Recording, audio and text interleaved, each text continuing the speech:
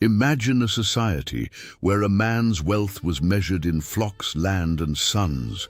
Now imagine a woman who, overnight, had no right to any of those three things. No inheritance, no voice, no legal protection. That was the reality of thousands of widows in ancient Israel, and what they did to survive defies everything you think you know about the Old Testament.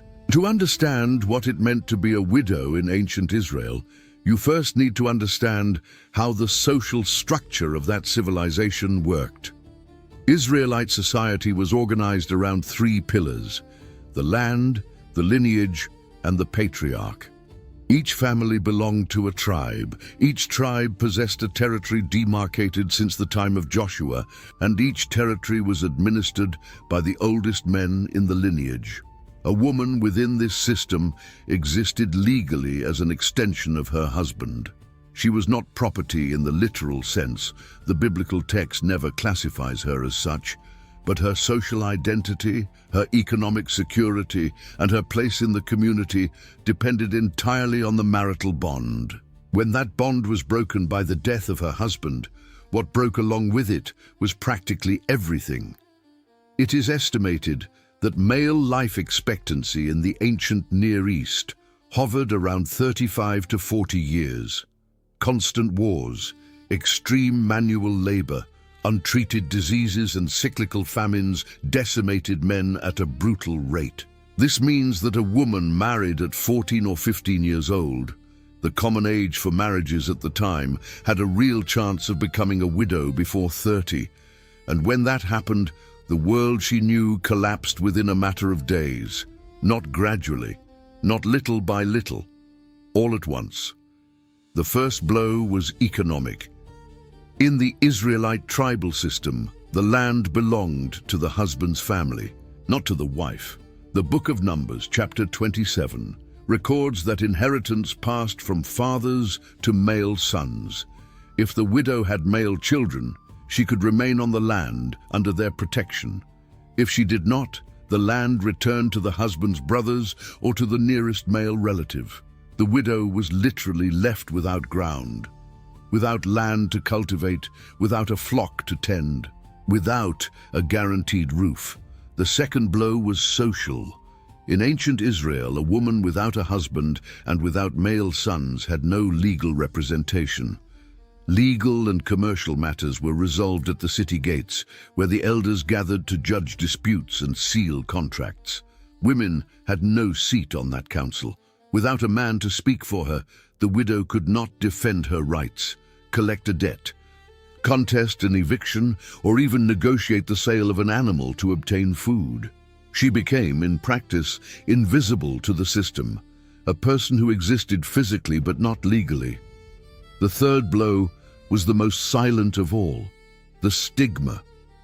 In many cultures of the ancient Near East, widowhood was interpreted as a sign of curse or divine disfavor.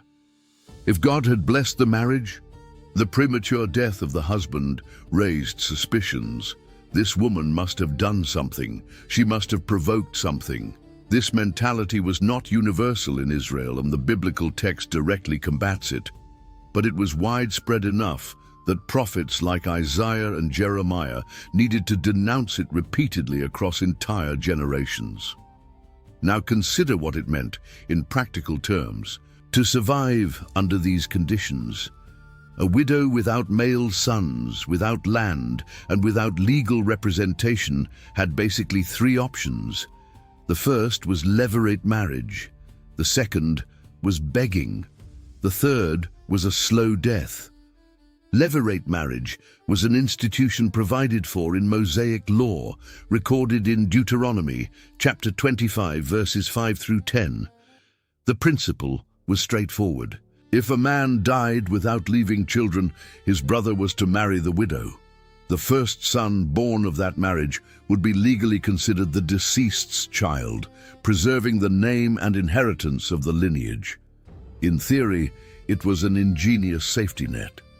In practice, it depended entirely on the brother-in-law's goodwill, and here the story takes brutal turns. The biblical text records what happened when the brother-in-law refused. The Book of Ruth documents the case of a relative who declined the right of redemption because taking on the widow would compromise his own inheritance.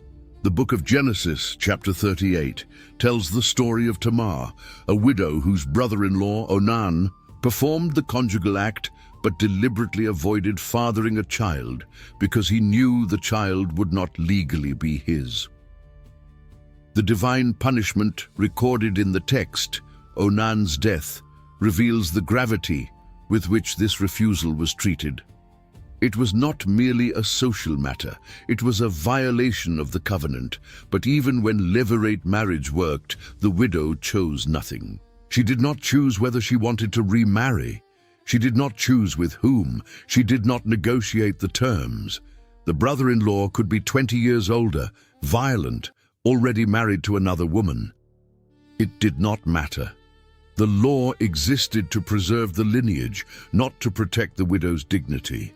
And that distinction is fundamental to understanding the real experience of these women. When levirate marriage failed, because there was no brother-in-law, because he publicly refused, because the husband's family simply expelled her from the house, the second alternative remained, living off public charity. And here the biblical text reveals something that many modern readers are completely unaware of. Mosaic law created one of the first documented social assistance systems in the history of humanity. Leviticus chapter 19, verse 9, and Deuteronomy chapter 24, verses 19 through 21, established specific rules. When a farmer harvested his field of wheat or barley, he could not go back to gather what was left behind. When he harvested the olives, he could not beat the branches a second time. When he picked the grapes, he could not go over the vineyard again.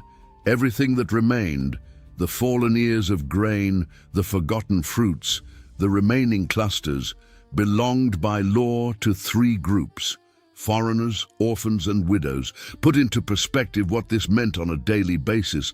A widow would wake before dawn, walk sometimes 2 or 3 kilometers to a landowner's fields, and spend the entire day bent over under the Middle Eastern sun, picking up grain by grain what the workers had dropped. On a good day, she could gather enough barley for 1 or 2 meals. On a bad day, she returned with empty hands and destroyed knees, and this was not the exception. It was the routine. Day after day, season after season, year after year. Without rest, without holidays, without any guarantee of anything, the Book of Ruth offers the most detailed portrait of this reality. Ruth, a Moabite widow who accompanied her mother-in-law Naomi back to Bethlehem, survived exclusively from gleaning. The text records that she worked from morning until late afternoon, with only a brief pause for rest. When Boaz, the owner of the field, noticed her, he ordered his workers to deliberately let more ears of grain fall so she could gather them. The text presents this as an act of extraordinary generosity. What it reveals, by contrast, is that normal behavior was the opposite. Landowners who made gleaning difficult, workers who humiliated widows, fields where the law was openly ignored. And here is something that is rarely discussed. The gleaning law guaranteed food, but it did not guarantee dignity. A widow who depended on gleaning was permanently in the position of someone who begs. Without her own land, without a fixed income, without the ability to store large quantities of food for the off-season months, she lived in a constant state of food insecurity. A drought, a plague of locusts, a bad harvest. Any one of these things could mean real hunger, hunger that lasted weeks, hunger that killed. The prophet Elijah encountered a widow in Zarephath, as recorded in 1 Kings chapter 17, who was literally preparing the last meal for herself and her son. She gathered 2 sticks, took the final handful of flour from the bottom of the jar and the remaining oil that barely covered the bottom of the jug, and was about to cook it with the absolute certainty that after that meal, she and the boy would die of starvation. It was not rhetorical drama. It was not narrative exaggeration. It was the concrete reality of a widow without a safety net during a prolonged drought. 3.5 years. That was the duration of the drought that the biblical text records during the period of Elijah. 3.5 years without rain in a region where agriculture depended entirely on the seasonal autumn and spring rains. The rivers dried up, the wells emptied, the fields turned to dust, the flocks died by the thousands. And the first to feel the devastating impact were always the same: the widows, the orphans, and the foreigners, those who had no stored reserves, had no land irrigated by springs, had no one to negotiate for them in the grain markets. But the vulnerability of widows was not limited to hunger. The biblical text documents a pattern of systematic exploitation that went far beyond poverty. Isaiah chapter 10, verses 1 and 2, denounces legislators who created unjust laws specifically to strip widows of their possessions. The prophet does not speak of passive neglect. He speaks of active, deliberate, calculated legislation designed to steal the little these women had. Corrupt judges who accepted bribes from the husband's relatives to deny the widow's rights. Creditors who seized the children of widows as payment for debts, turning children into slaves to cover loans that often had not even been taken out by the mother. 2 Kings chapter 4 records exactly this scenario. A widow of one of the disciples of the prophets sought out Elisha in desperation because a creditor was coming to take her 2 sons to make them slaves. Her husband had died in debt, and the law allowed creditors to collect the debt through forced labor from family members. This woman had no money, no land, no influential relative to intercede for her. All she possessed in her house was a single jar of oil. The miraculous intervention that followed, the oil that never ran out, filling jar after jar until there were no more vessels to fill, is usually read as a demonstration of divine power. But examine what happens before the miracle. The widow had to go door to door through the neighborhood, asking to borrow jars from neighbors. She had to explain her situation, expose her shame publicly, admit before the entire community that she was about to lose her sons to slavery. Every door she knocked on was a humiliation. And the text records that she needed to ask for many jars, not 2 or 3, but dozens, as many as she could find. This detail reveals something about the daily life of widows that biblical summaries tend to omit. Survival required a brutal ability to swallow one's pride, to ask when every request cost a piece of dignity, to accept help knowing that every favor received reinforced the position of dependence and degradation. And this day after day, in a culture where family honor was the most precious possession a person could have, more valuable than gold, more valuable than land, the Book of Lamentations, chapter 5, verse 3, describes an even more devastating reality. After the destruction of Jerusalem by Nebuchadnezzar in 586 before the Common Era, the text records, "We are orphans without a father. Our mothers are like widows." The fall of Jerusalem did not merely create individual widows, it created an entire nation of widows. Thousands of men killed on the walls, in the street fighting, in the summary executions that followed the conquest. The women who survived first endured the Babylonian siege that lasted approximately 18 months, during which famine reached levels so extreme that the biblical text itself records cases of absolute desperation in the streets of the holy city. Consider the scale of this devastation. Jerusalem, at the time of its fall, had an estimated population of between 25,000 and 40,000 inhabitants. Men of fighting age represented perhaps a quarter of that total, somewhere between 6,000 and 10,000 soldiers. Those who did not die in battle were chained and deported on foot to Babylon, a march of more than 1,200 kilometers through the desert. What remained in Jerusalem were ruins, ashes, and a population composed predominantly of women, children, and the elderly. A city of widows, in an almost literal sense. And it was not the first time The pattern repeated with every conflict, every invasion, every civil war that tore the nation apart. When the Philistines defeated Israel at the Battle of Mount Gilboa, as recorded in 1 Samuel chapter 31, 3 of Saul's sons died on the same day. Saul himself fell on his own sword. In a single bloody afternoon, multiple women of the royal house became widows simultaneously. If this happened in the king's family, the most protected and wealthiest family in the nation, imagine what happened in ordinary families, those whose names the biblical text does not even record. Psalm 68 verse 5 presents a declaration that, when read in this context, takes on an overwhelming force. God declares himself a father to the fatherless and a defender of widows. The Hebrew word for defender here is not that of a distant magistrate who analyzes evidence coldly. It is the word that indicates an active advocate, someone who rises from the throne, intervenes personally, and fights for the cause of those who cannot fight for themselves. God did not merely observe the condition of widows. He positioned himself, textually, as their advocate in a system that treated them as disposable. And this divine position was translated into concrete, detailed, and repeated legislation. Deuteronomy chapter 27 verse 19 records one of the solemn curses pronounced on Mount Ebal. Cursed is anyone who perverts the justice due to the foreigner, the orphan, and the widow. This curse was proclaimed publicly before the entire assembled nation in a solemn ritual of renewal of the covenant between God and Israel.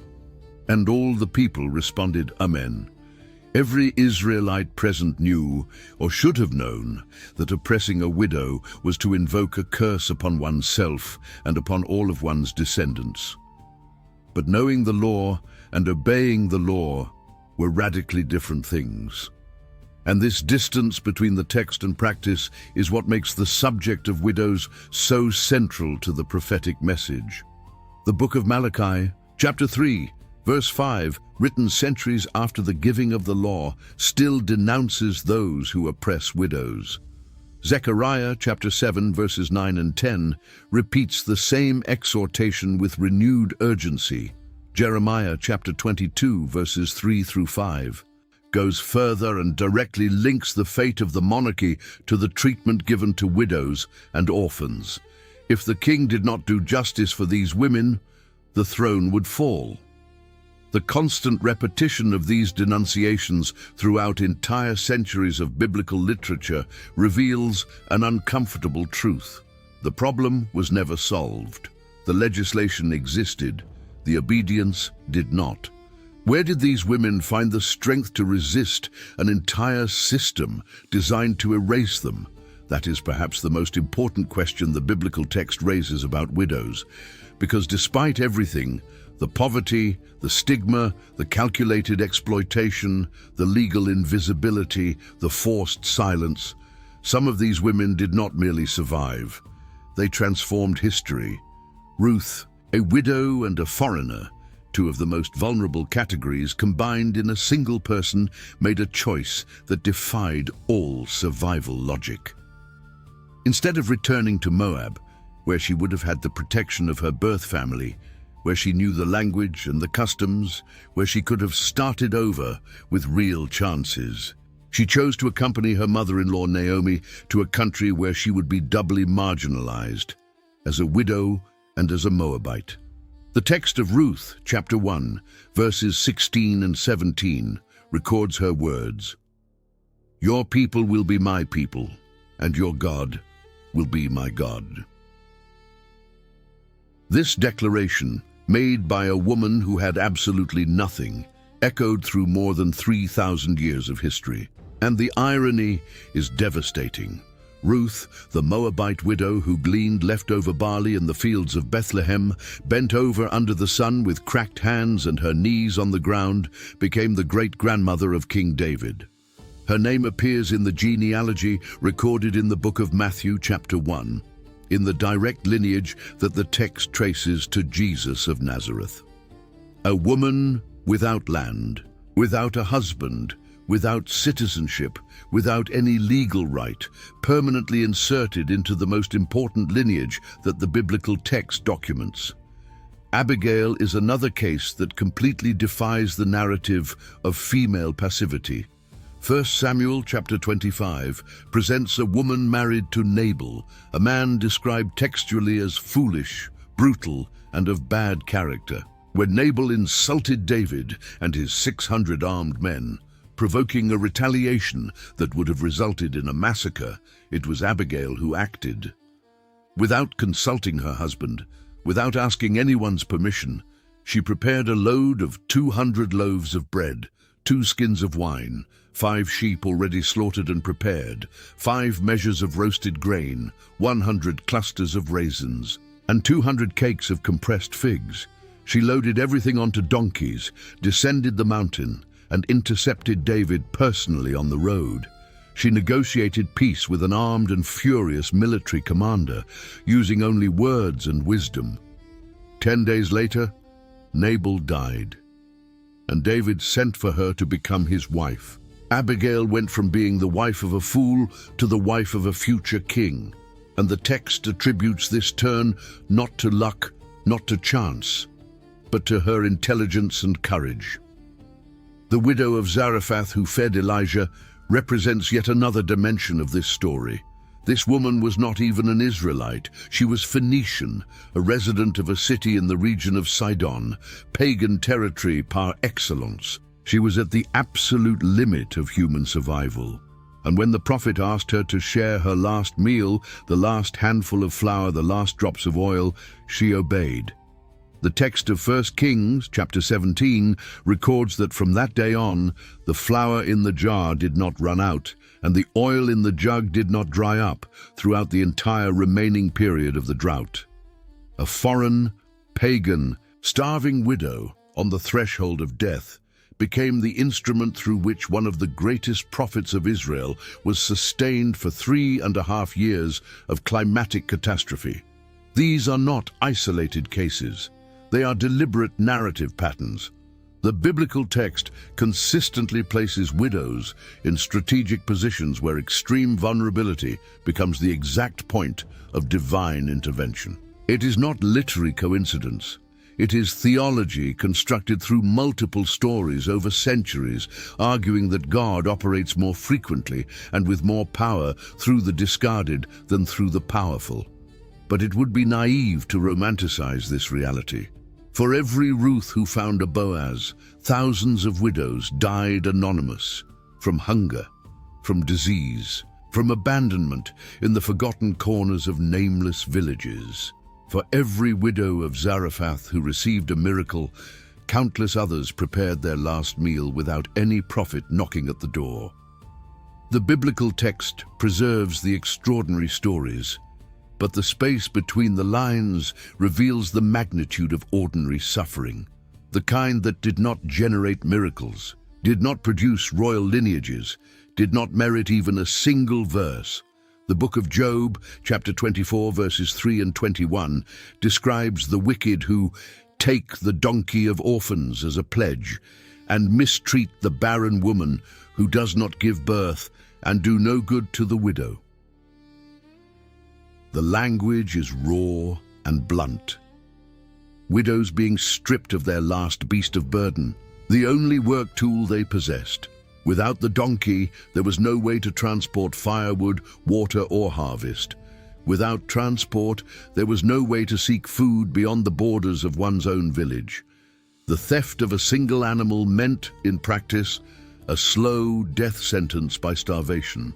The prophet Ezekiel, chapter 22, verse 7, includes the mistreatment of widows in the list of abominations that provoke divine judgment upon Jerusalem. Not as a minor detail, not as a footnote, but in the same category as the shedding of innocent blood and idolatry. The text places the oppression of widows on the same moral level as murder and the worship of false gods. This equivalence is not accidental. It is a theological statement about the absolute gravity of the crime.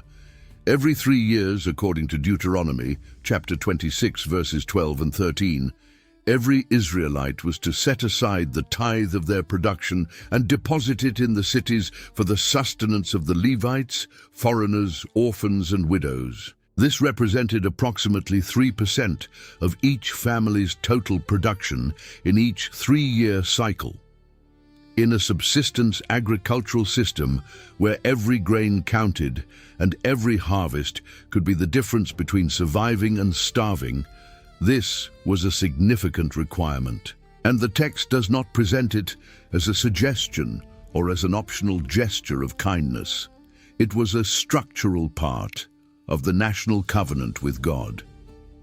There was also the provision of the festivals. Deuteronomy chapter 16 verses 11 and 14 commanded that during the feasts of weeks and of tabernacles, 2 of the 3 great annual celebrations of Israel, each family was to include at their table the Levites, foreigners, orphans, and widows living in their community. The widow did not merely receive food, she was invited to the celebration. She was included in the collective joy. In theory, at least twice a year, she was meant to experience what it felt like to belong to a community, to eat abundantly, to laugh with others, and to participate in a collective event as a full person, not as a grateful beggar. This legislation, when effectively applied, created a safety net remarkable for any era in history, not just antiquity. No other civilization in the ancient Near East documented such an articulated system of assistance for widows. The legal codes of Mesopotamia, the Code of Hammurabi, dated to approximately 1750 before the Common Era, the Middle Assyrian laws, the Hittite laws, mention widows in the context of inheritance and marriage, but none of them create an integrated system of food provision, social inclusion, legal protection, and community participation comparable to what the texts of the Pentateuch prescribe. The gap between Israel and its neighbors in this specific regard was immense, but the gap between the written law and the lived reality was as well. And it is precisely this fracture between the ideal and the everyday that the prophets denounce with a fury that spans entire centuries of biblical literature. Amos, Isaiah, Jeremiah, Ezekiel, Zechariah, Malachi, all of them without exception, return to the subject of the widow as the moral thermometer of the nation. When Israel treated its widows well, it prospered. When it oppressed them, judgment came, not as historical coincidence, but as a direct and inevitable consequence of a violated covenant. The clothing told the story before the woman even opened her mouth. The biblical text mentions in Genesis chapter 38 verse 14 that Tamar wore widow's garments, indicating that there existed a specific, visually identifiable attire that marked these women publicly. It was like carrying a sign. Wherever the widow went, before saying a word, everyone already knew her condition. In some communities, this generated compassion. In many others, it generated opportunism. Predators knew exactly who was vulnerable. All they had to do was look at the clothing. The mourning period also had rules. Although the biblical text does not specify an exact duration for widows' mourning, historical records and later traditions indicate that the period could vary from 30 days to several months. During this time, the widow remained secluded, unable to work, unable to search for food, unable to go out to glean. She depended entirely on what neighbors and relatives brought to her. And if no one brought anything, she starved in silence inside her home. Mourning was not only emotional, it was an economic sentence. Even after mourning, the daily life of a widow was marked by unceasing labor and permanent uncertainty. Without a man to plow the land, to drive the ox-drawn plow, to negotiate in the markets, the widow depended on improvised arrangements. Some managed to find work as spinners or weavers, producing fabrics in exchange for food. Others cared for the children of wealthier families, A few, those who had adolescent sons, managed to keep a small piece of land productive. But the majority lived on the edge. One accident, one illness, one lost harvest, away from total catastrophe.